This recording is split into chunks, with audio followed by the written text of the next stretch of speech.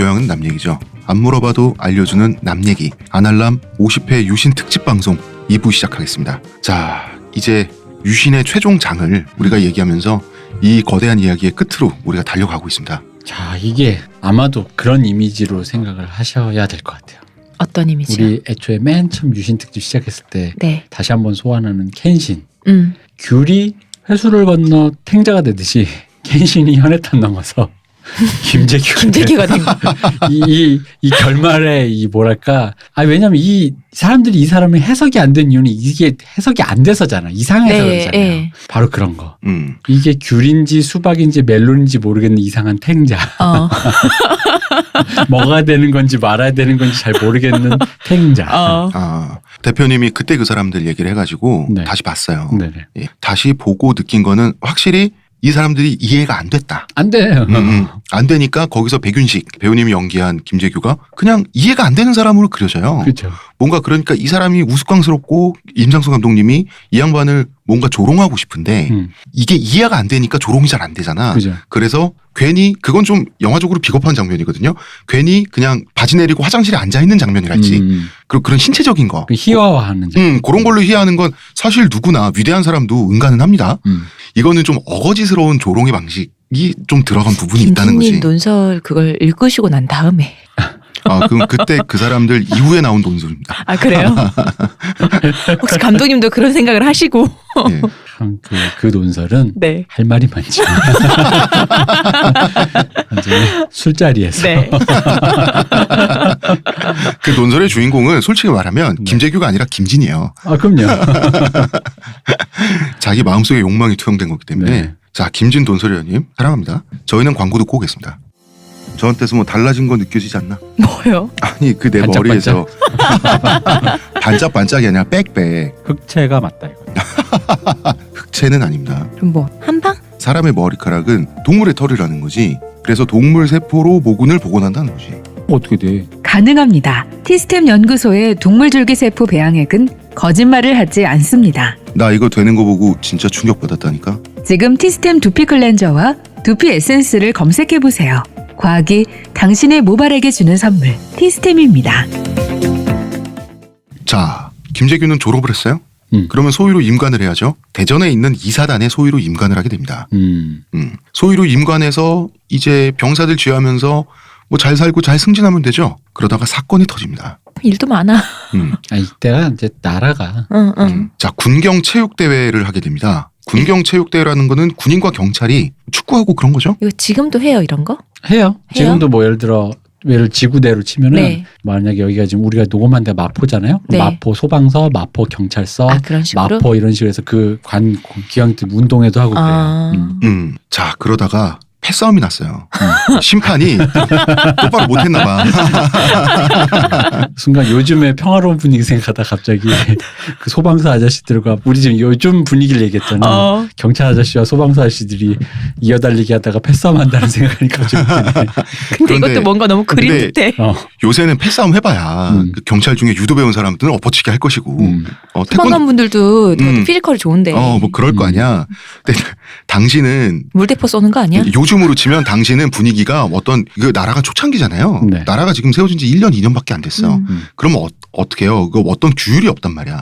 있는 거 다 갖고 와서 싸우는 거예요. 그렇겠죠. 그 예를 들어서 요즘으로 치면 소방차를 갖고 와서 경찰들한테 그냥 물대포를 쏘고 이런 식으로 싸우게 되는 건데 당연히 싸움의 주도권은 군 측에 있죠. 아무래도 그렇죠. 무기가 있으니까. 그렇죠. 예. 그리고 당시에는 군경이 사이가 지금보다 훨씬 안 좋았어요. 군대에 있는 사람들이 보기에 경찰들은 죄다 일본 순사들이거든. 그러니까 서로 밑으로 보는 거예요. 그러면은 일본 순사 출신 경찰관들은 억울하죠. 왜냐하면 아니 저 중에 만주군도 있는데 왜 나만 갖고 그래? 나야 칼 차고 다니면서 사람들 그냥 좀 패고 막 이랬는데 야 니들은 독립군 때려잡던 애들이 그러면 안 되지 이러면서 진짜 내가 이 말을 계속 안 쓰려고 그랬는데 네. 벌써 쓰게 되네. 뭐라고요? 이 똘추들 이거 이 머리 나쁘면 지 빼고 다 나쁜 놈이에요. 머리 나쁜 애들이 머리 나쁜 애들의 전형적인 로직이거든 이게. 어쨌든 패싸움의 주도권은 군 측에 있었습니다. 네. 이때 군이든 경찰이든 미 군정 시대잖아 거의. 네. 미군이 다 관할을 하죠. 그러니까 미군이 개입해서 진압을 해버려요. 너무 웃긴다. 한 나라에 어쨌든 그 어떤 네. 네. 진압을 하다가 이제 당연히 반항하는 양키 고음하는 사람이 나왔겠죠. 네. 이 한국군 한 명을 미군이 총 들고 연행하는 사태가 일어나요. 그러니까 우리 그 전우를 내놔라 하면서 이 미군은 둘러싸이고 그렇다고 여기서 내놓으면 자기는 진짜 죽지. 그러면서 이제 미군은 장전된 총으로 저리가 슉슉을 하고 있을 때 이걸 보던 김재규는 빡이 칩니다. 어디 양키들이 감히 나의 동포를 이래가지고 근데 마침 김재규한테 총이 없었어. 그래서 이때 일본 군들이 다 무기 내려놓고 갔죠. 일본 군들이 가기 전에 다 무기 압수당하고 갔지. 그중에 대표적인 무기 중에 하나가 일본도죠. 네. 일본도를 이제 소위들은 차고 있었단 말이야. 장교들은. 일본도를 꺼내가지고 뽑아 들고 미군하고 대치를 해요. 한쪽은 총으로 한쪽은 칼로 서로를 위협하는 상황이 연출이 된 거예요. 그런데 정확한 기록은 없지만 뉘앙스를 보면 행간을 보면 제 생각에는 미군이 좀 쫄았던 것 같아요. 쫄죠. 이게 가까이서 하면 칼이 더 무서워요. 이게 멀리 있을 때나 총이 더 그런데 분명히 미군이 왔을 때 얘들 어쨌든 수적으로 뭐 둘러싸거나 약간 그치. 대치인데 그래봤자 근거렸을 거 아니에요. 근데 짧은 칼도 아니고 식칼도 아니고 일본도를 꺼는 이거 완전 무섭지. 그리고 머릿수를 생각해도 아니, 그런 것도 있고 김재규가 별명이 녹이잖아. 그러니까 앞뒤 안 보고 이런 사람이다 보니까 결국 서로 뭐 연행하든 뭐라든 유혈사태 안 일어나고 헤어지는 게 목적이 아니라 김재규는 누가 이기나 보자로 가버린 거예요. 그러다가 이제 뭐 미군도 총을 못 쏘고 김재규도 뵐 수는 없죠. 그러니까 어쨌든 팽팽히 대치된 상태에서 흐지부지 끝나긴 했어요. 근데 이게 대사건이잖아. 이거는 미군과 한국군 측에서 알력이 생길 수밖에 없잖아요. 그런데 미군의 위세를 당할 수 있나? 없죠. 당시에. 이때인데. 뭐 그래서 지금은 뭐 그렇겠어. 지금도 안 될 텐데. 지금도 안 되지. 그래서 미군 측에서는 영창을 보내든지 불명예 제대를 시키든지 막 이렇게 된 거예요. 근데 한국군 측은 이것까지는 못 받아들이죠. 아니 우리 군대도 자존심이 있는데 그래서 결국 똑같이 잘리는 건데 말만 이렇게 한 거긴 한데 명예면관을 당해요. 잘못한 건 없지만 자르겠어요. 이게 명예면관입니다. 명예퇴직 같은 건가요? 이게 국군 역사상 1호 명예면관입니다. 나는 이렇게 참 그래. 퇴직하는데 명예가 이런 거를 잘려나가는데 명예라는 걸 말을 붙인다는 게 그다음 나가도 또 그다음 삶이 있지 않습니까? 근데 불명예로 가면 명예롭게 이제 보내드리는 거죠. 그 뭐 어떻게요? 조선 경비 사관학교 가기 전에 했던 건 선생님인데 다시 낙향을 합니다. 근데 사실 모든 게 다 안 되고 낙향하고 했을 때 박정희는 힘들었어요. 형한테 혼도 나고. 그런데 이 양반가의 부유한 양반가의 장남인 김재규는 낙향해서 집에서 다시 교사하면 돼요. 네. 그래서 김천중학교 그리고 대륜중학교에서 교사로 일을 하게 되는데요. 바로 이 대륜중학교에서 박선호를 만나게 되는 거죠. 제자로. 이 박선호는 훗날 11.6 사건을 같이 일으키죠. 예, 바로 이 사람입니다. 11.6 사건 하면 보통 이 3인방. 네. 자, 김재규와 김재규의 신복이었던 박선호 그리고 박흥주. 보통 이제 이 세 명이 이렇게 나오게 되는 거죠. 이때 박선호는 김재규를 만나 훗날 사형 선고를 받습니다. 자, 이후로 김재규는 민족주의자에다가 반미주의자가 됩니다. 이제 칵테일이 또 하나 또 들어갔어. 뇌가 칵테일이야. 대표님, 이런 사건 하나로 무슨 주의자가 돼도 되는 걸까요? 이게 무슨 주의자야. 그냥 저스트 혼돈의 도가니요 지금 머릿속이.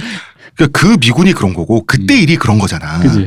근데 그걸 생각을 안 하고 이거를 어떤 미군을 외세로 보고 자기의 어떤 미군과 대치한 그 상황을 외세에 대한 저항으로 본 거예요.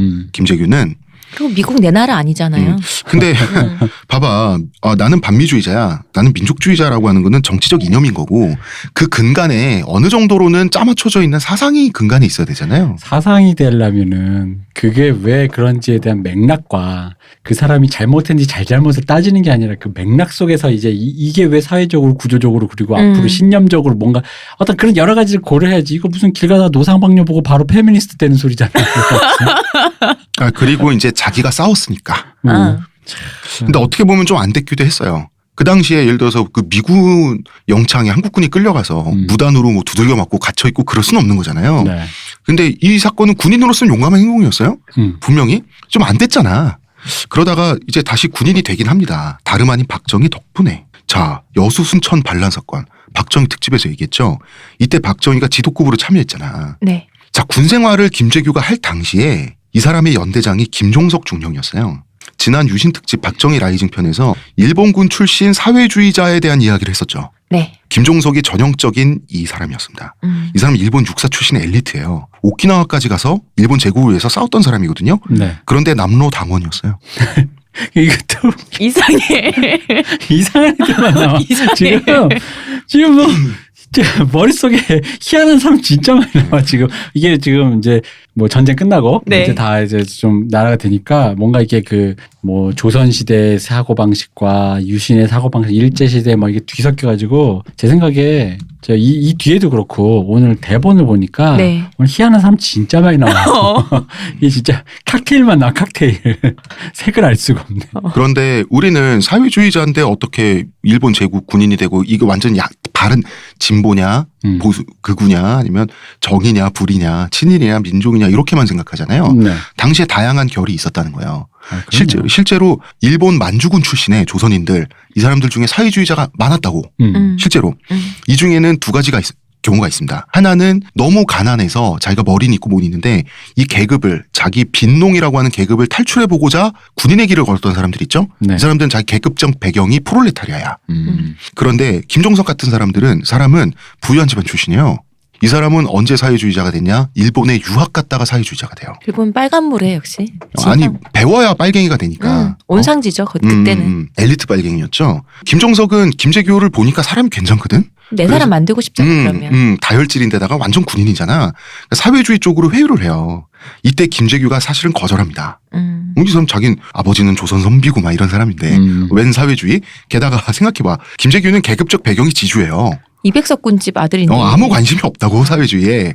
근데 김종석 입장에서 김재규한테 마음은 들켰지. 그러면은 둘 중 하나는 없어져야 되잖아. 네. 골치 아프고 있었단 말이야. 저 녀석 어떡하지? 내가 괜히 내 속마음을 괜히 꺼낸 거잖아. 이때 미군하고 그 사건이 일어난 거예요.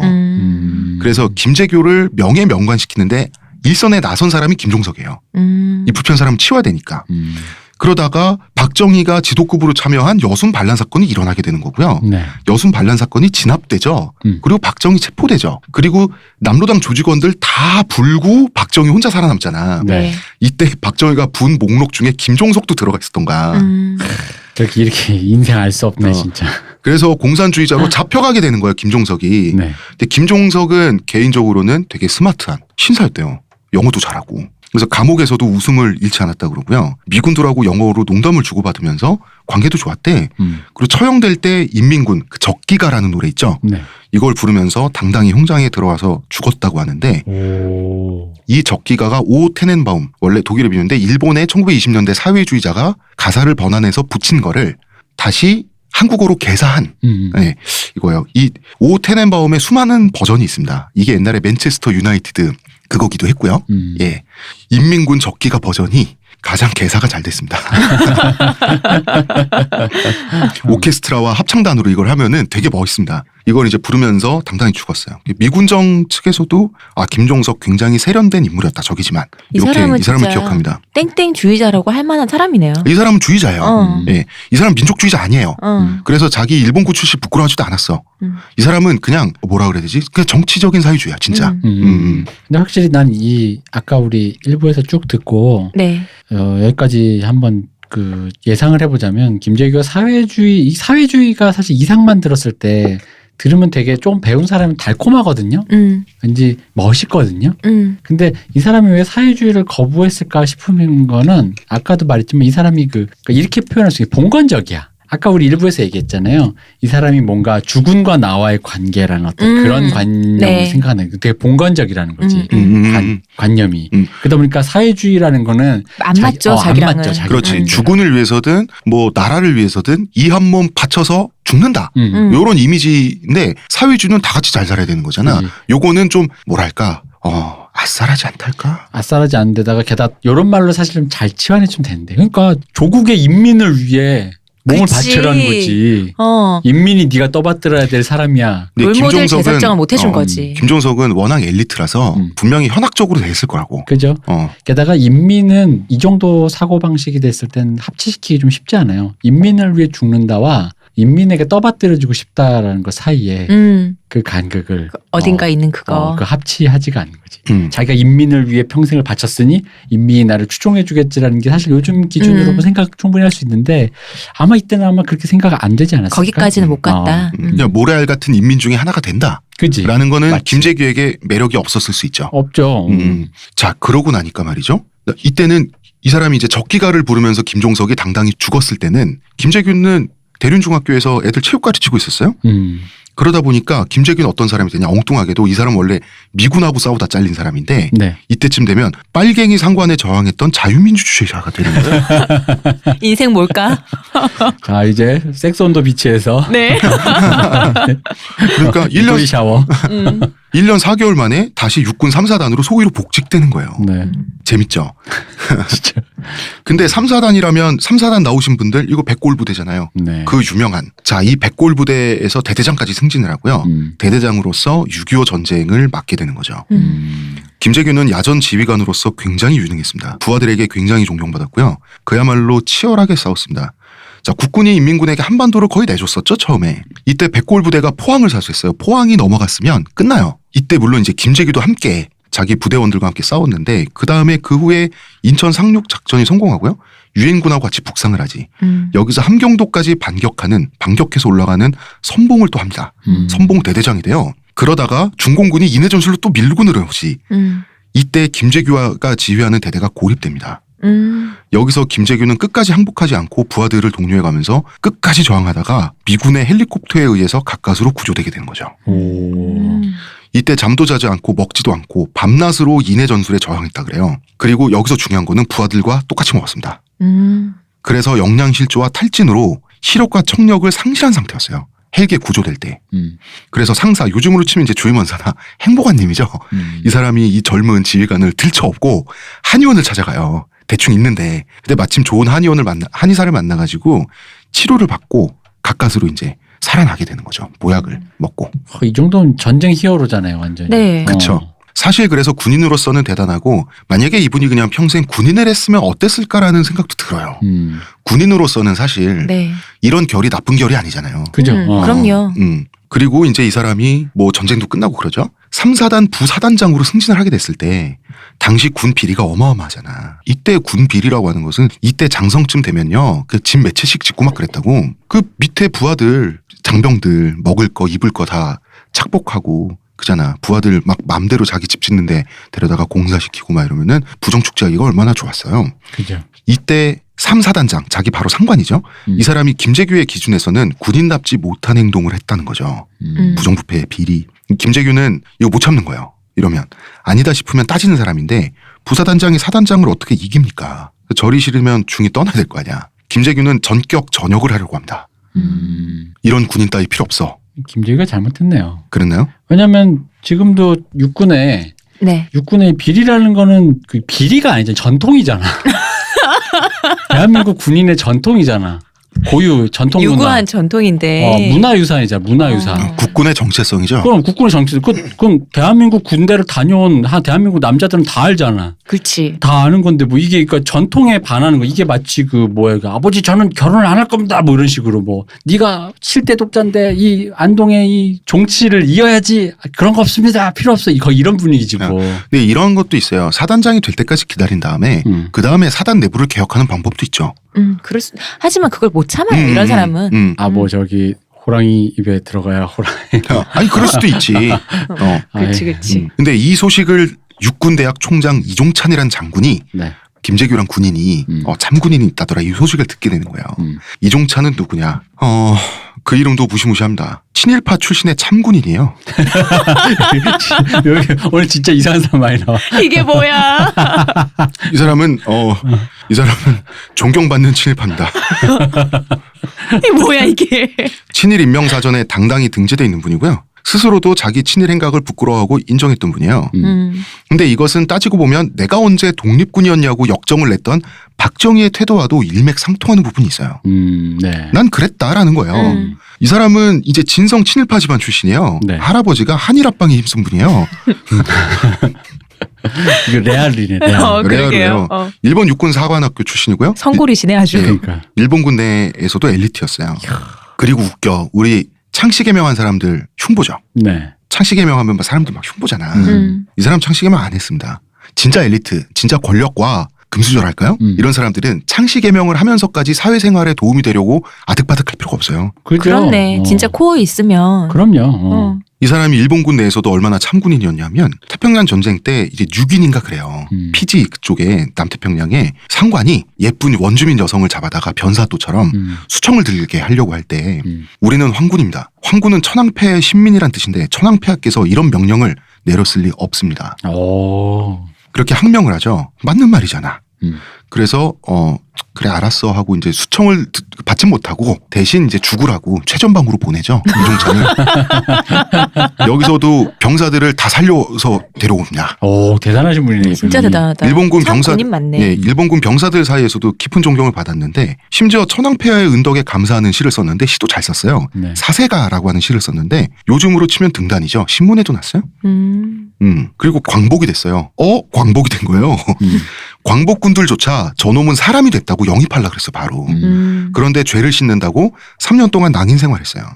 자, 이게 약간 묘하죠. 네. 자신이 속한 시스템에 의심 없이 바르게 충성한다는 섬뜩한 기계성이 있어요. 이 사람도 봉건주의자. 네. 그러니까 시스템 안에서 그 시스템을 딱 착실하게 복무하는. 그런 사람이. 자기가 일본군일 때는 메이지 헌법의 헌정 가치를 지키는 거예요. 메이지 헌법은 거기 계속 천황이라는 이름만 나오잖아. 네. 그럼 천황폐하 황군으로서 천황폐하의 얼굴에 먹칠하지 않는 행동으로서 참군인 생활을 하겠다. 그리고 대한민국 국군일 때는 대한민국 헌법을 지키는 헌정주의자가 돼요. 아니다. 봉건주의자보다는 좀 다른 의미네. 시스템주의자. 그렇죠. 시스템주의자. 뭐 그런 느낌의. 그 웃긴 게 한국군의 대령으로 영입됐을 때도 자 3년 동안 자기가 속죄했지 낭인 생활하면서 이제 눈치 안 봐. 됐거든.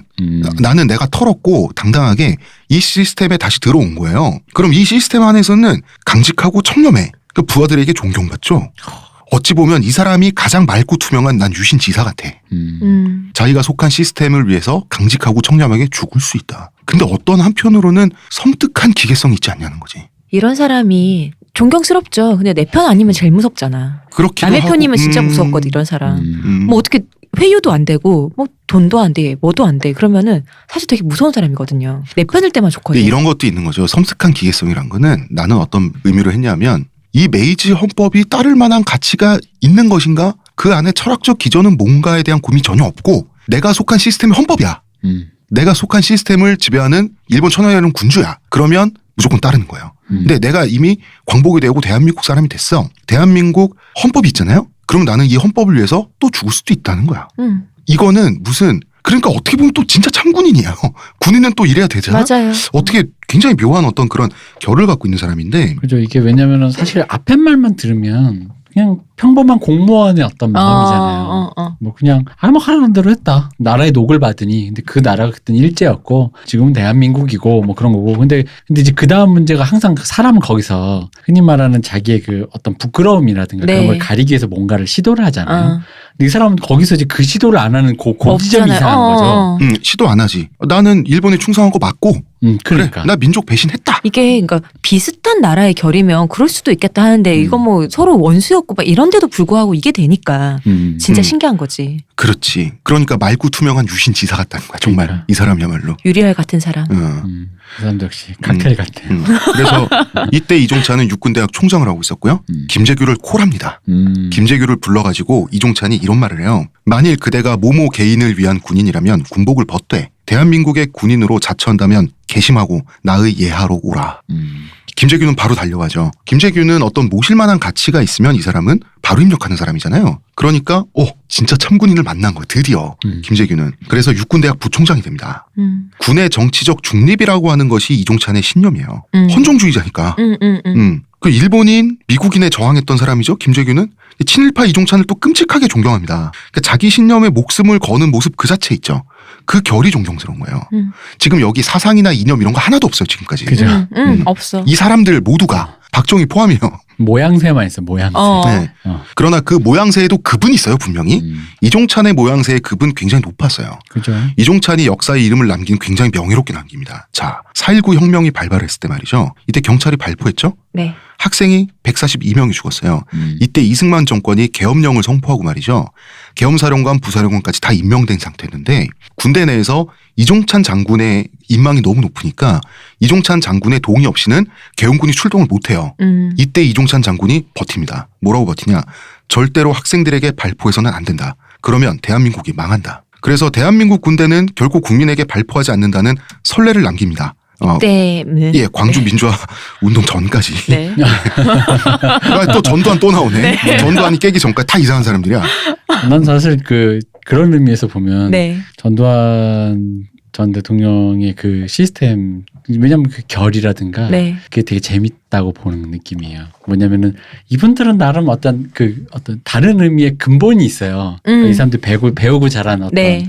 나는 유신 때 살다 보니까 유신을 보고 자라서 이렇게 살았다 뭐 이런 게 있잖아요. 근데 사실 여담이지만 언젠가 우리가 전두환 한번 파봐야 될 게 전두환 느낌이 이런 느낌이거든요. 그러니까 그 전에 박정희와도 좀 다른 느낌. 되게 무근본. 본데 없는. 본데 없는. 그러니까 본데 없는 거야. 그러니까 유신적 특징도 근본은 근본이잖아. 근본도 없는 거지. 그 근본도 없어. 이 사람들은. 근본도 없고 어떤 뭐 이럴 때 흔히 말해서 모양새라는 느낌의 멋도 없고 맞아. 어떤 낭만도 없고 멋도 없고 그냥 근본도 없고 아무것도 없는 그런 기분인데 난 사실 그게 굉장히 솔직히 말하면 지금 우리나라의 모양새 같거든. 어디서나 발견할 수 있는 근본 없고 아무 뿌리도 없고 아무것도 없는 느낌. 그게 뭐 어떤 예능판이든 네. 뭐 예술인이든 학자든 간에 결과주의만 있지. 그런 느낌. 성과만 내고 수치만 이렇게 얻고 그다음에 내 주머니 두둑해지고 어떤 그것만 있는 맞아요. 그게 이제 전두환이 만들어낸 한국의 어떤 모종의 풍경 중에 하나인 거지. 그런 것 같아요. 왜냐면은 의외로 생각해 보면 지금 여태까지 나왔던 김재규라든가 이종찬이라든가 어쨌든 자기가 모양새 때문에 뭐 폼낸다 있잖아요. 이런 사람. 물론 우리가 근대 교육을 받았기 때문에 이런 사람들 태반이 뭐 똘추가 되니까 그런 걸 이제 좀 억누르는 경향이 있지만 의외로 그런 류 인물이 잘 없고. 이종찬의 시스템주의는 이것대로 인정할 수밖에 없긴 해요. 자, 이 정도면 진짜 지사죠. 바로 그 지사라는 게 한계지만 지사라는 한계 이 바운더리 있죠? 네. 이 한계 울타리 안에서는 그래도 최상등급이었다라고 인정할 수 있다는 거죠. 이런 차원의 대표님 방금 말씀하신 근본이 이런 차원의 근본은 이 유신 시대 한일 유신 100년사의 시대에 포함됐던 사람들이 있는 반면에 정말 전두환은 없어. 그러니까 신념까지는 모르겠지만 지키고자 하는 가치는 확실하게 있었던 사람들이다. 결이 됐든 가치가 됐든 어떤 태도가 됐든. 그러니까 뭐 근본이라고 말씀드리는 게 좋은 의미의 뭐 저 사람이 근본 있는 사람 이 근본이 아니라 아니죠. 가치 중립적으로 저 사람이 뭘 보고 나고 자라서 배웠길래 저렇게 됐냐는 어떤 이해 가능한 어떤 그 뭐 로직이 있다는 거죠. 뭔가 추적할 만한 뭔가가 있는데. 근데 사람이 그런 사람이 없는 사람도 많거든요. 이렇게 저 사람이 도대체 뭘 보고 자라서 저렇게 됐을까 보면 잘 모르겠는 사람들도 많아요. 진짜 근본 없는 사람들. 여기서 깨알같이 자 이때쯤 시기 되면 박정희는 쿠데타 열망 내가 한 건 관동군처럼 2.16 사건처럼 쿠데타를 어떻게 한번 여기에 지금 휩싸여 있을 때였어요. 그래서 박정희가 비밀리에 이종찬 장군을 포함한 몇몇 인사들과 군내 인사들과 회의를 비밀 소집을 해가지고 사람들을 떠본 적이 있어요. 거겠죠. 이종찬 장군을 떠보고 싶었던 거야. 이 사람이 군대 내 인망이 많으니까. 이런들 어떠하리 저런들 어떠하리 한 거죠. 이때 이종찬 장군이 했던 말이 총칼이 누구를 위한 것인데 선량한 학생들을 죽이는 데 쓰인단 말인가라는 일가를 해요. 그래서 박정희는 이 사람은 틀렸다. 그 속으로 생각하고 겉으로는 맞습니다라고 열정적으로 동조를 해요. 그리고 헤어지죠. 너무 박정희다 이것도. 너무 박정희다. 그래서 박정희 저거 빨갱이인 줄 알았더니 참군이네 하고 이종찬은 착각하고 평가를 해요. 박정희를. 하지만 박정희는 나중에 이종찬에 대해서 저 사람은 감이 좀 안 될 것 같다. 이런 식으로 혼자 평가를 하는 거고요. 나의 거사에 함께 갈 수 없다. 그러니까 이제 쿠데타 지도자로 한번 점 찍었다가 이 사람도 안 되겠다 싶어서 이제 뭐 이문용 이런 사람들한테 가고 막 이랬던 거지. 박정희가 기준에서 그렇게 생각해. 저 사람이 야망이 없어. 남자가. 그치. 그렇게 생각했겠지. 이 자리에 김재규도 합석해 있었죠. 이종찬의 신복으로. 하지만 여기까지는 박정희와 끈끈한 관계를 할 건 없는 거죠. 그렇겠죠. 그러다가 1961년 바로 그 유명한 박정희는 5.16 쿠데타를 성공시키게 되는 거죠. 이때쯤 되면 김재규는 이종찬 장군의 완전히 사람이죠. 이종찬 장군이 이 사람의 사부예요. 이때 쿠데타에 함께 할래라고 하는 오퍼가 사실 왔습니다. 김재규에게. 김재규는 거절했습니다. 군인은 정치적 중립을 지켜야 되니까. 뭐 그건 여태까지 김재규라면 예상 가능한 대답인 것 같아요. 그래서 거부 의사를 밝혔는데 쿠데타는 성공하니까 어떻게 됩니까? 혁명군 사령부에 끌려가서 조사를 받죠. 네. 김재규는 무죄 방면됐어요. 정말로 비리 혐의가 없어. 당시에 국군 장성인데 해먹은 게 없는 거야. 그렇게 털었는데도 없다. 털었는데 먼지가 안 나온 거예요. 근데 난 이건 신기한 것 같아. 이거 인정해야죠. 아니 그게 아니라 혁명군 사령부든 뭐든 뭐 이런 식으로 그냥 뭐 당나라 군대 같이 그냥 막 뒤집어가지고 자기가 또 대장되고 이렇게 쿠데타하는 이런 애들이 비리가 없다고. 혐의가 없으면 없는 혐의도 이게 해서 마음에 안 들면 해야 되는데 나름 깔끔하게 조사해서 없네 하고 손을 털었다는 게 그럼 나가시죠 했다는 게 약간 나는 이제 그게 좀 이해가 안 된 거죠. 이종찬의 신복이라서 그랬지 않을까요? 그런 것도 있죠. 그런 것도 있고 첫 번째는 그런 것도 있고 박정희가 김재규를 사실 속으로 좋게 보고 있었던 것 같아요. 이때쯤 되면 상관의 말을 정말 잘 듣는 사람이고 저 사람이 결이 참 곧고 여기서 곧다는 건 가치 중립적인 말입니다. 그리고 이제 박정희는 쿠데타에 성공하면 그때부터 군인은 정치를 해야 되죠. 자기 파벌이 필요하잖아. 자기 사람이 필요한데 김재규는 자기 동기죠. 조선경비사관학교 2기생이고 그리고 자기랑 고향이 같아요. 구미입니다. 둘 다. 그래서 무죄방면 되자마자 털어서 먼지 안 나왔어? 그럼 됐어 하고 박정희의 코를 받게 되는 거예요. 아 그럼 오히려 사전 조사의 의미랄까? 사전 조사로 그냥 일단 일종의 뭐랄까 요식행위였네. 겸사겸사죠. 네. 바로 호남비료 사장으로 임명되는 거죠. 자, 뭐냐면 박정희는 쿠데타에 성공하고 나서 이제 국민들에게 경제대통령 이미지로 자기를 포장을 해야 되고 성과를 보여줘야 되잖아. 네. 그러니까 지지부진한 사업 있죠. 개인이 벌이든 네. 동네에서 벌이고 있는 지지부진한 어떤 국가 근본이 되는 좀 중공 같은 거를 국가가 인수해서 국가재건 최고회의가 인수하는 거죠. 정상화시키는 작업에 들어가는 거예요. 바로 이제 박정희식의 이게 바로 국가주도 성장사업 모델이 이때부터 처음 나오는 거죠. 아직 공장이 다 완성되지 않은 채로 계속 지지부진하게 그냥 이렇게 돼 있는 그런 사업이었어요. 호남비료 자체가. 요거를 그냥 인수해서 여기에 아예 군인 김재규를 사장으로 꽂아버리는 거예요. 박정희가 원하는 거는 이제 같은 군인이면서도 영남 파벌인 김재규를 꽂아가지고 군인 정신으로 화끈하게. 근데 어떤 의미에서 김재규한테는 좀 비극의 시작이랄까? 비극의 시작이죠. 군인으로 남았어야 되는 사람인데. 화끈하게 막 그냥 그 완성시켜가지고 새끈하게 그냥 몇 년 동안 지지부진하던 사업을 국가가 그냥 인수해서 군인들이 확 완공을 시켜가지고 이걸 국민들한테 보여주고 싶은 거. 이런 아이템들이 많았다고. 그 몇 개 아이템 중에 하나가 호남비료였고 이것을 김재규에게 맡기는 거예요. 김재규는 박정희에 의해서 이제 발탁이 되죠. 근데 사실 호남비료 사장직 원하지도 않았어요. 뭐 스타일상 그랬겠죠. 군인으로 남고 싶었는데 이때부터 박정희를 주군으로 마음속 깊이 충성하게 됩니다. 이유가 뭐겠어요? 나를 알아봐줬잖아요. 그렇죠. 나를 선택했으니까. 그죠. 이 선택인데 근데 요 로직이 아까 내가 요식행위라고 했던 이유가 어쨌든 간에 나는 거부했다. 그런 자기 기준에서는 고초를 당했겠지. 그 박정희 기준에서는 요식행위지만 고초를 당했지만 역시 내가 평상시 살아온 게 있으니 당연히 무죄지. 허허허. 하지만 나는 정부가 바뀌어서 이제는 뭐 밥줄이 끊기겠나 할 참에 박정희가 걷어준 거니까 그러니까 김재규 시선에서 보면 그런 느낌이겠죠. 그런 느낌이고 지금의 박정희는 이 사람은 지금 민주주의니 근대니 하는 걸 이해를 못하는 사람들이잖아요. 이 사람들 지금 아무것도 아니야. 아무도 이해를 못하는 사람들인데 어쨌든 국가 최고 지도자가 된 사람이 자기를 기억하고 발탁한 거예요. 그죠. 그러면은 남자는 자기를 알아주는 사람을 위해서 죽는다고 이때부터 김재규는 박정희를 위해서 자기는 죽겠다가 되는 거예요. 심지어 자기가 한번 반대 비토를 놨던 그렇지. 사람이잖아. 그러면 이제 그게 딱 오는 거지. 자, 김재규는 저돌적인데다 군인이에요. 마치 6.25 때 포항을 사수하고 중공군과 싸웠던 것처럼 호남비료 공장 건설을 하는 거예요. 예정 시기보다 1년 먼저 단축해서 완공을 하는데 성공을 합니다. 근데 사실 이 과정은 노동자들이 죽어나가고 그렇겠죠. 하루 열 몇 시간 야근하는 그런 과정이지만 어쨌든 이걸 군대식으로 성공을 하는 거예요. 이때부터 박정희는 김재규를 좋게 보죠. 시키니까 하네. 결과를 딱 갖고 오잖아요. 박정희는 이제 김재규 같은 인물들을 필요로 했던 거죠, 이 사람은. 뭐 이가 없으면 잇몸으로 뭐 이런 식이었겠지. 뭐. 그런 식이었겠지. 삽이 없으면 손으로라도 파 뭐 이런 식이었겠지. 실제로 군대 가서 그래. 아 진짜요? 저 때도 그랬어요. 물론 난 소학교 때지만 어쨌든. 소학교 때니까 얼마나 더 했겠어요. 김재규는 선택받고 가르침 받으면 충성하고 따르는 그런 우직한 일면도 있는 반면에 박정희는 당대 힙스터잖아. 이 사람은 시야도 다르고 상상력도 달라요. 물론 이 중에 근대인은 아무도 없습니다. 그리고 김재규는 자 대통령 각하. 뭐 이때는 이제 나중에 뭐 결국 박정희는 대통령이 되죠. 자 김재규는 각하. 저는 다시 군인이 되고 싶어요라고 말을 하게 되는 거죠. 그래서 김재규를 6사단 사단장으로 꽂아줍니다. 박정희가. 다시 군대 하고 싶다니. 김재규는 자기가 기업가라든지 프로 정치인이라든지 이런 거에 되는 거에 대한 거부감이 있었어요. 기업가는 돈 만지는 사람이고 정치인들은 옛날에 조선신 붕당 정치하는 사람들이잖아. 술수 부리는 사람들이잖아요.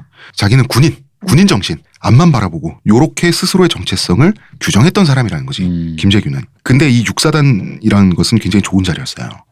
6사단은 육군 최강사단입니다. 일명 청성부대죠.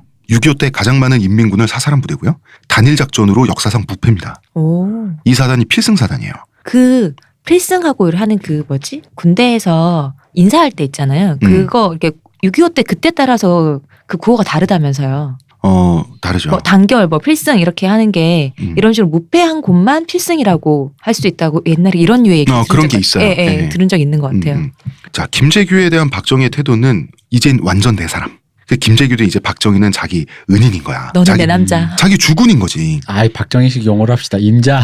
임자. 너는 내 임자. 박정희는 생각나면 차 타고 청와대에서 6사단 가는 거야. 가서 김재규하고 한 장 걸치는 거죠. 김재규에 대한 박정희가 이제 술 먹고 나오잖아. 나오면은 김재규한테 반말했을 거 아니야. 나이도 당연히 뭐 저리고, 9살이나 어리고. 같은 동양 사투리 쓰고 이런 식으로 평가했다 그래요. 그놈 참 사람이 좋아. 사단장쯤 되면 원래 내가 김장군 혹은 임자 이렇게 내가 부르는 게 예인데 내가 그게 잘 안 돼. 금마 그 참 사람 좋다. 어? 그리고 김재규는 김재규대로 박정희한테 전화가 오잖아요. 네. 그럼 일어나서 차렷 자세로 받았대요. 그리고 통화가 끝나서야 전화 수화기를 내려놓고 다시 자리에 앉았다 그러고요. 그리고 박정희를 만나기 직전에는 항상 머리를 매만지고 옷매무새를 가다듬고 나서야 들어가서 박정희를 만났다 당연하죠. 그러더라고요. 주군을 만나는 예의지. 그러니까 이 중에 근대인이 없습니다. 이거 네가 오기 전 왠지 어린 왕자의 구절이 생각나고요. 1시간 자. 전부터 설렐 거야. 그러다가 6.3 항쟁에서부터 김재규는 서서히 이 사람의 인생에 있어서 갈등이란 게 생겨나게 돼요. 1964년에 새해가 되죠. 새해 벽두부터 이때가 어떤 해냐면 정부가 한일 비밀 굴욕 협상을 하고 있다는 내용이 알려지게 되는 거죠. 이게 그거잖아. 식민 통치는 미안하게 됐습니다. 자, 이 금액으로 다 퉁칩시다라고 하는 바로 그 회담입니다. 요거 먹고 떨어집시다 했던 그거. 이게 국민들이 받아들이기에는 내용이 굴욕적이었어요. 진짜로. 그래서 반발이 일어났죠. 그러다가 경찰과 학생이 충돌을 하게 되죠. 옛날은 경찰은 폭도다 그럼 쏴 죽이고요. 옆에서 사람들이 죽고 있으면 왜 요새 유럽의 시위 현장 보면 왜 확 흩어지잖아. 물고기들처럼 경찰을 찢어 죽이러 가. 이때 당시 우리나라 사람들은 자 전쟁 겪었죠. 어떤 죽음에 대한 공포랄까 이 당시의 어떤 혈기와 열기라고 하는 것은 어마어마했어요. 지금 생각하면 안 돼요. 이런 식으로 경찰과 학생이 출동하는 광경이란 거는 지금 우리가 상상할 수 있는 광경이 아니었다고 하더라고요. 또 박정희도 화끈해. 출동이래. 경찰과 학생이 출동. 경찰과 학생이 충돌. 학생이 출동. 근데 생각해보면 출동이긴 하지. 그렇지, 그렇긴 하지. 출동하여 충돌하는. 박정희는 6월 3일 박정희는 또 화끈하게 대답을 합니다. 그래? 그렇다면 계엄령으로 대답해 주지. 6월 3일 계엄령을 내리고요. 군을 투입하기로 결정하게 되는 거죠. 네. 근데 군이 투입되면 보통 유럽 같은 나라는 군이 투입되잖아요. 외국 같은 경우는 길거리가 조용해요. 군이 투입됐어? 그럼 항쟁이야. 우리나라 이때 당시 전쟁이야? 아직 항쟁이야? 이렇게. 그래서 6.3 항쟁이 일어나게 되는 거예요. 이때 육군 2개 사단이 그 계엄군으로서 투입되는 거예요. 이때 서울 투입군이 바로 김재규의 6사단 병력입니다. 자, 아버지에게는 청렴하고 강직한 선비가 되라고 배웠죠. 이종찬에게는 진정한 군인은 민간인과 학생들을 건드리지 말아야 한다고 배웠죠. 그리고 군인은 자국민을 쏴 죽이지 않는다라는 선례도 남겨야 되잖아. 근데 박정희한테는 직접적인 주종 관계자. 머릿속에 혼돈의 도가니. 은혜를 입었잖아. 칵테일이 원심 분리되는 느낌. 그럼 김재규는 갈등을 합니까 안 합니까? 갈등하죠. 미칠 노릇인 거지. 그래서 그 결과가 자 이종찬 장군은 군인은 민간인을 건드리지 말라 그랬어? 그럼 경찰이 건드리면 되겠다. 이래가지고 자기 스승님의 가르침과 주군의 명령과 여기서 자기는 발해가 나니까 이 발해를 피해야 되잖아. 그래서 경찰서장을 불러다가 요건 경찰이 해라. 그래서 경찰한테 넘기고요. 그런데 뭐 대학생 시위를 압박하려면 대학교에 병력을 주둔시켜야 되잖아. 이제 대학생들 때리고 연행하고 막 그러면 안 되니까 휴하 병사들한테 캠퍼스 청소를 시켰어요. 병사들한테. 그러니까 대학생들 입장에서도 이게 화가 났다가 이 캠퍼스에 이 지식의 상아탑에 군합발이 짓밟히다니 하는데 캠퍼스가 깨끗해지고 있어. 그러다 보면 이제 물도 갖다 주고. 화장실에서 냄새가 안 나. 그러다가 김재규가 딱히 한 건 없는데 어떻게 이 진압이 된 거예요. 6.3 항쟁이. 청소하고 있는 군인한테 꺼져라 이러면은 그게 요즘 청소 노동자 분들한테 박대하는 못된 대학생처럼 되는 거잖아. 아니 우리가 지금 있는데 여기 깨끗하게 해주는데 가라고 할 수도 없고. 결과적으로 진압은 성공했어요. 그런데 실제 김재규의 육사단이 어떤 폭력 행위를 저질렀는지 이거 굉장히 모호하게 돼 있어요. 지금. 이게 현대사의 뿌연 안개 중에 하나예요. 이것들이. 그런데 김재규는 최대한 충돌을 민간인과의 충돌을 피하려고 했던 건 분명한 사실입니다. 캠퍼스도 청소했고요. 그러니까 이게 어쨌든 간에 자기가 사실 사람이라는 게 뭔가를 지휘하는 입장이면 완벽하게 자기가 원하는 그림대로 이렇게 되진 않잖아요. 네. 특히나 이 정도로 가치가 충돌했다면. 그러니까 아마도 분명히 뭔가 이 어떤 최대한 사단을 피하려고 노력했다라는 어떤 전체적인 그림 안에서 어쩔 때는 뭐 실수한 부분도 있을 것이고 잡기도 했을 거고 오늘은 그냥 청소만 했을 날도 있을 거고 아마 그것이 혼재돼 있었겠지. 그렇죠. 결과적으로 진압은 성공이 어떻게 됩니다. 청소를 매일 해. 뭐 더 닦을게요. 뭐가 있어. 왜냐하면 혈기왕성한 대학생은 청소해 준데도 고마운 줄 모르고 야 이놈들아 오줌 싸면서 야 이놈들아 여기도 청소해라 이러다가 맞는 애들이 있었고 매를 버는 애들도 있어요. 꼭 있습니다. 꼭 있어요. 그럼 똑바로 싸라고 임마. 그런 애들이 있어. 그런 애들이 꼭 맞을 때는 같은 편도 왠지 납득을 합니다. 그렇지. 원래 그런 애들이 있어. 이 새끼 조준을 못하고 말이야. 그래서 1965년 소장으로 진급을 하죠. 김재규는. 이때가 투스타. 육관구 사령관을 거쳐서 1968년에 보안사령관으로 임명됩니다. 보안사령부 사령관이죠. 네. 이 보안사령부는 박정희 권력의 핵심 중에 하나죠. 자, 민간의 중정, 군의 보안사령부죠. 보안사령관을 하면서 박정희에게 삼선이 마지막이다. 대통령 이런 약속을 이끌어내는데 상당한 역할을 했습니다. 더 이상 해먹으면 위험하다라는 아무도 하지 못했던 직언을 김재규는 합니다. 그리고 3군단장으로 좌천당하죠. 참 박정희는 깨끗해. 이러면 사람이 그래 날 디스했어? 산출 산입이 되게 깔끔해. 투명하셔요. 박정희 어떻게 보면 100원을 넣으면 100원이 나옵니다. 맞아. 깨끗해. 이제 좌천 이유는 있었어요. 윤필룡이라는 사람이 이 사람이 정말 부정부패 화신이고요. 박정희 정권의 진정한 이인자는 사실 윤필룡입니다. 그죠. 예, 어찌됐건 윤필룡의 전화를 도청했다는 이유로 좌천이 되는데 아니 보안사가 하는 일이 원래 이런 거 하는 거 원래 아니에요? 도청하고 다 그런 건데 이제 박정희가 보기에는 요걸로 날렸지만 이 사람을 그런데 이제 사실은 직언을 한 게 이게 직접적인 이유겠죠.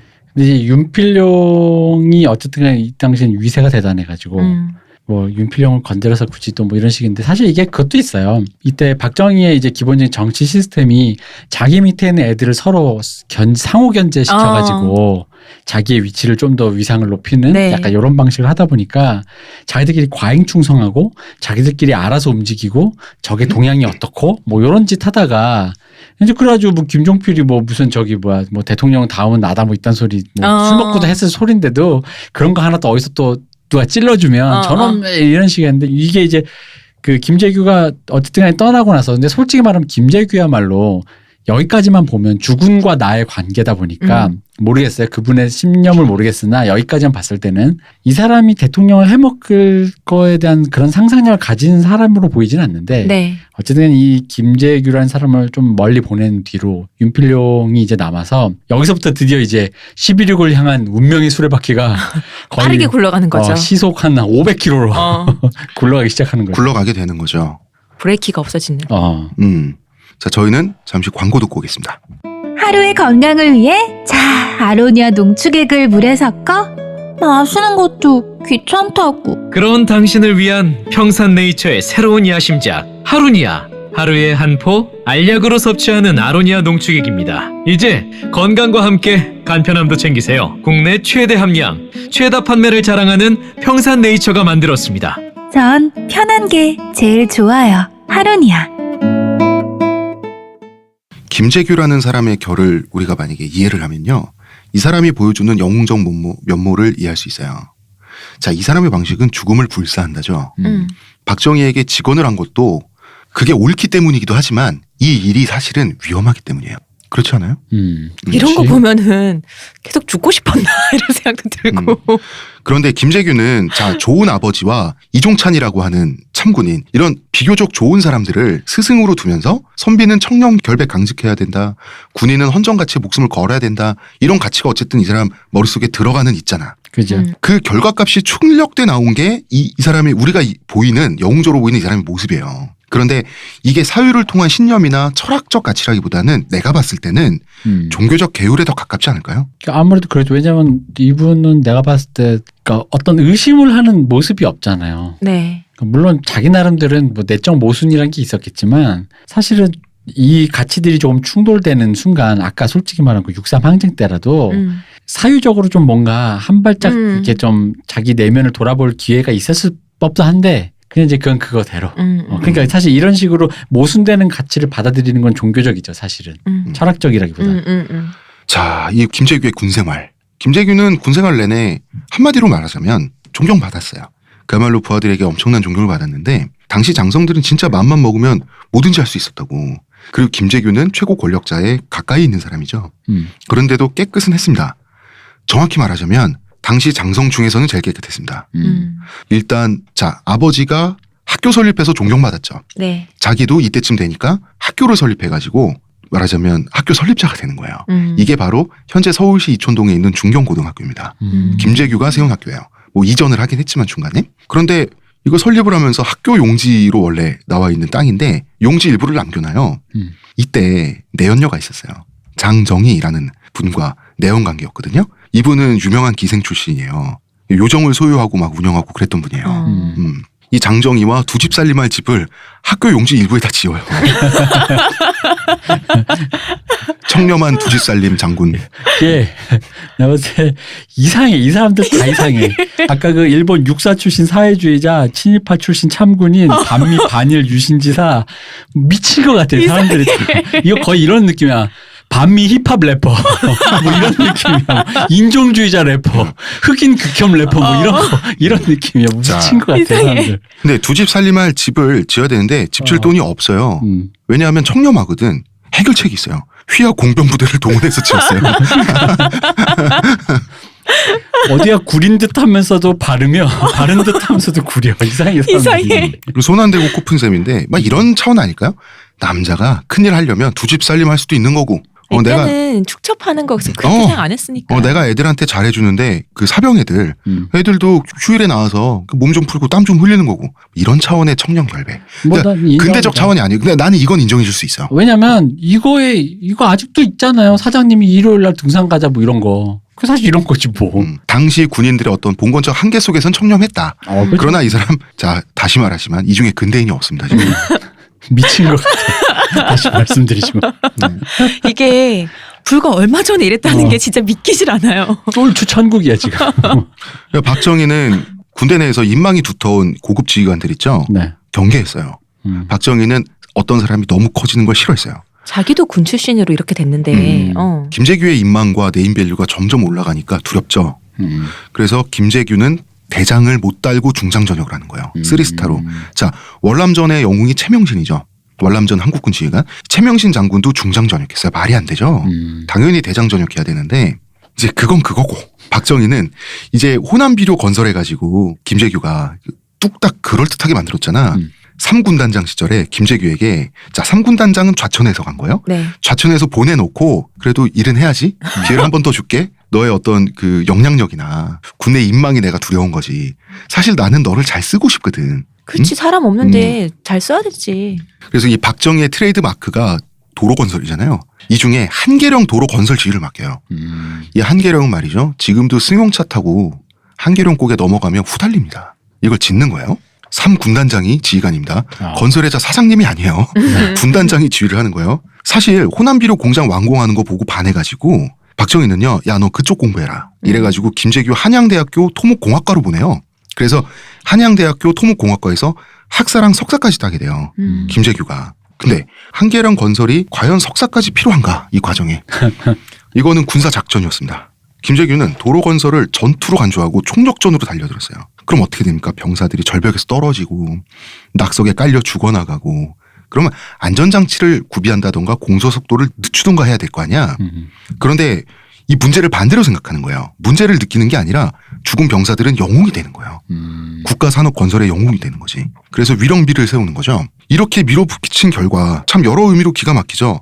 한계령 도로 공사 완공되는 거예요. 그러니까 김재규의 건설이란 건 그야말로 전투 건설이죠.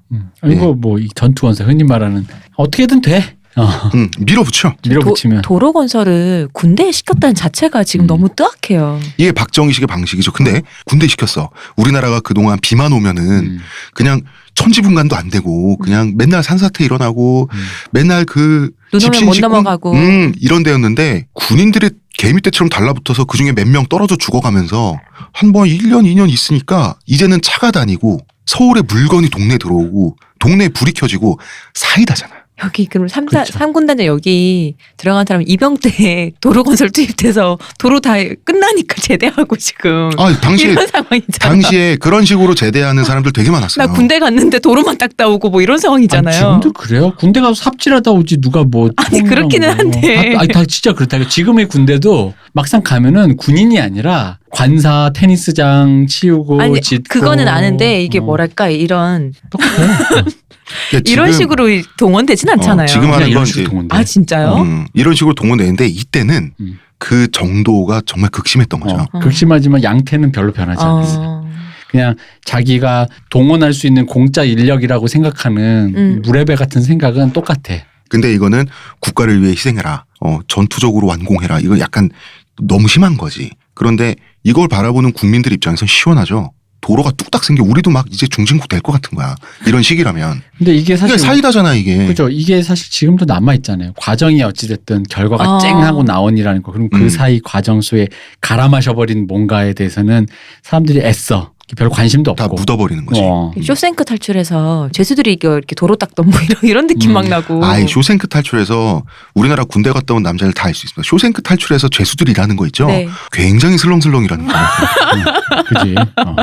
이때는 그 대표님이랑 나 군대 있을 때와는 비교도 할 수 없는 강도와 위험성을 감수하고 이 한계령 도로를 건설했을 거라고. 어쨌든 역시 김재규 이 친구는 박정희 입장에서 하면 되는 친구네. 그치. 하면 되네. 시키면 결과를 딱 갖고 오네. 입맛에 딱 맞는 거지.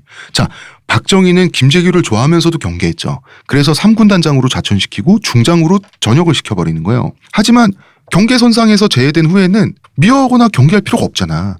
이 사람은 자기한테 충성하는 사람이고 그렇잖아요. 네. 그리고 이제 이런 게 있어요. 윤필용 같은 경우는 아까 잠깐 말했지만 네. 윤필용 그러잖아. 이때 이제 진짜 실세가 윤필용, 이후락 이런 사람들이었는데 그죠.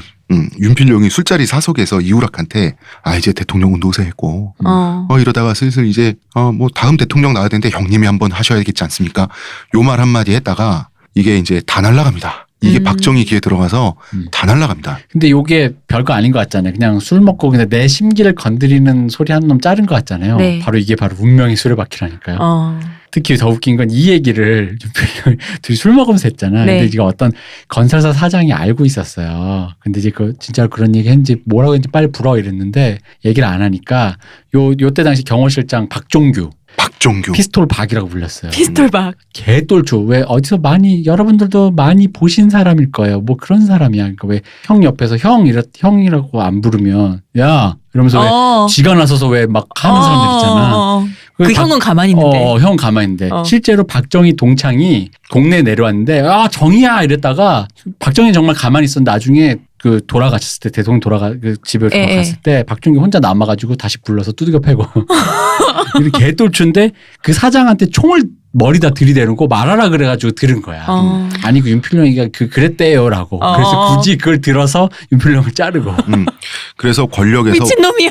미친놈이 완전 미친놈이에요. 권력에서 완전히 멀어지게 되는 거죠. 박정희는 그래서 지금 자기가 대통령이고 박정희는 평생 장기 집권을 꿈꾸는 사람인데 감히 다음을 논해? 그렇지. 다 날라가 2인자 3인자 다 필요 없는 거예요. 근데 김재규는 결이 사람이 참 우직하고 충직하거든 자기가 보기에. 시키면 해. 그리고 3군단장으로 자천했을 때 서운해하지만 3군단장으로서의 한계령 도로 건설을 했죠. 그치. 마음에 드는 거야. 자, 이 상태에서 아직은 김재규가 군에 있을 때 이 상태에서 박정희는 10월 유신을 강행하게 되는 거죠. 그죠. 더 웃긴 건 아까 윤필룡이 날라갔잖아요. 네. 날라갔을 때 이제 나중에 이제 밝혀진 건데 이후락이랑 둘이 영혼의 소울메이트란 말이야. 네. 이후락이 후달리니까 나도 썰려나가는 거에서 그래서 이후락의 과잉 충성의 결과 저는 결이 다릅니다. 저 윤필룡만 충성합니다. 다릅니다. 저는 진짜 충성을 보여주겠습니다 해서 이후락이 만든 사건이 뭐냐면 그게 김대중 납치 사건이에요. DJ 납치 사건. 바로 이런 식인가 이 사람들이 근대인이 없어요. 근대인이 없어요. 그 박정 입장에서 그렇게까지 오버할 필요는 없었는데 이왕 벌어진 일이니 그러면 뭐 어떻게 DJ를 빨리 어떻게 잘 죽여가지고 죽일까? 바다 밑에 뭐 그런 식으로 가다가 캡틴 아메리카 출동했다. 그렇죠. 캡틴 아메리카 출동해서 망신만 당하고 망신당하고 그 결과 이오락도 날아가고 예. 그렇습니다. 자 이제 드디어 3부로 가는 거죠. 네. 유신이 어떻게 시작되고 어떻게 끝났으며 그 과정에서 김재규는 어떻게 방황하다가 11옥을 맡게 되었는가 그 얘기를 드디어 유신의 최종장을 우리가 내일 3부에서 이야기하도록 하겠습니다. 의문의 근효시우님 감사합니다. 문화평론가 이동규 대표님 감사합니다. 감사합니다. 저는 작가 홍대선입니다.